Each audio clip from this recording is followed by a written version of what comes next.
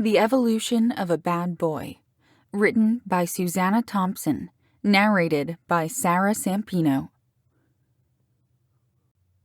Chapter 2. Celeste was annoyed that Dylan was suddenly flirting with her. He wasn't the only player at school, but he was the worst, or the best, according to all those shameless girls who made no secret about having slept with him. Sure, he was attractive, but they should want more than that in a guy. He drew the wrong kind of attention, and people were already noticing his interest in Celeste. Her reputation had taken a hit lately, and this wasn't helping matters. She decided to put a stop to this right away. Dylan seemed to somehow know her schedule, because he happened to turn up everywhere she went, even though he wasn't in all her classes. She waited until after school when he approached her by her locker, which was right beside Melissa's locker.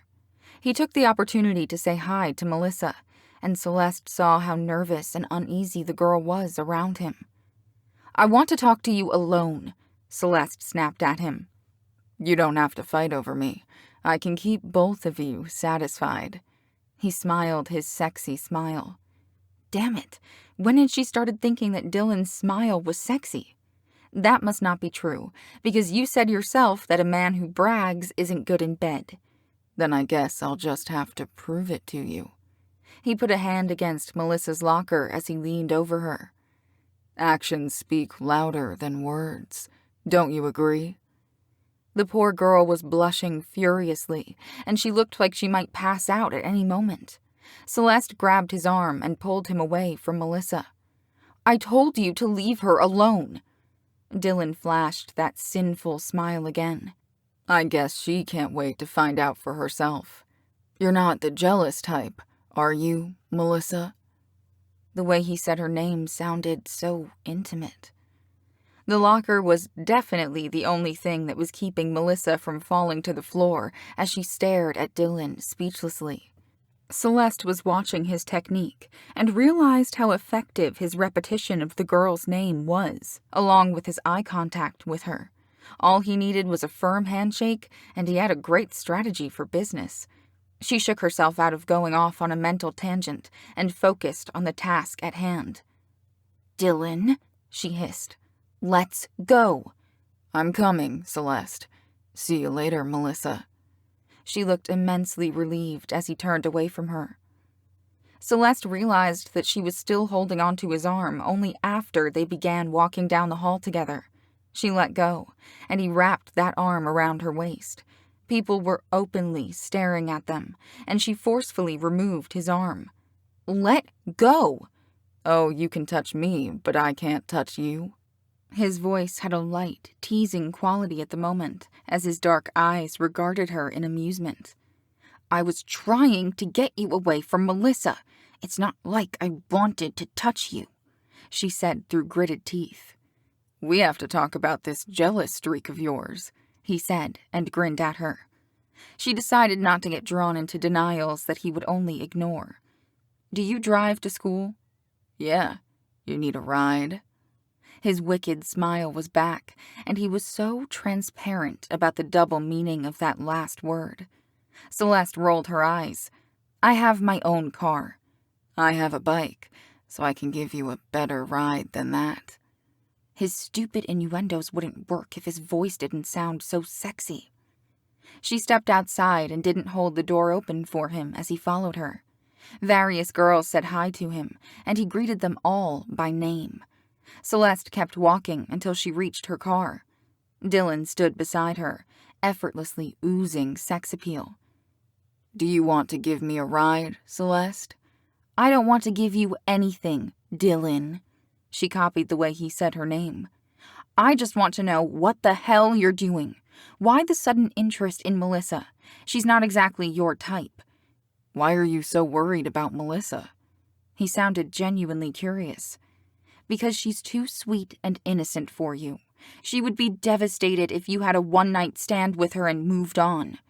Celeste held up her hand to stop his protest. "A fling, or whatever you want to call it." "You seem very sure that I can seduce her," he said thoughtfully. "Do you think you can't?" Celeste asked in surprise. He regarded her for a moment with an expression she couldn't quite decipher, but she had the impression that he was thinking strategy. That's what I plan to find out. Why? You haven't answered that question yet. Why are you going after Melissa when you have all these girls chasing after you? She was thinking that she was going to have to talk to the poor girl, but she didn't know if it would help. Melissa already seemed overwhelmed by his attention. He decided to exaggerate the truth to get a rise out of her. I want to see what it's like to be with a good girl. You can't do that. I'll report you for harassment if you don't leave her alone, she threatened. He thought Celeste was sexy when she was all riled up like this, with her blue eyes flashing fire at him. It's not harassment if she doesn't tell me to stop. He had her on that one, and she knew it. You could persuade me to leave her alone if you take her place. She looked like she was ready to hit him. I'm not going to sleep with you just to get you to leave her alone. You misunderstood me. I just want to see if I can seduce a good girl. I'll stop asking out Melissa and focus on you, he clarified. Oh, sure, that's easy, she said in relief. Are you so sure that you can resist me? When he asked that question, she wondered if he had heard the rumors about her. Amazingly, he seemed to pick up on her thoughts. Spending the night with one guy doesn't make you a wild girl, Celeste. The understanding in his eyes flustered her in a way that all his sexual innuendos hadn't been able to. She gathered her resolve before she looked at him again.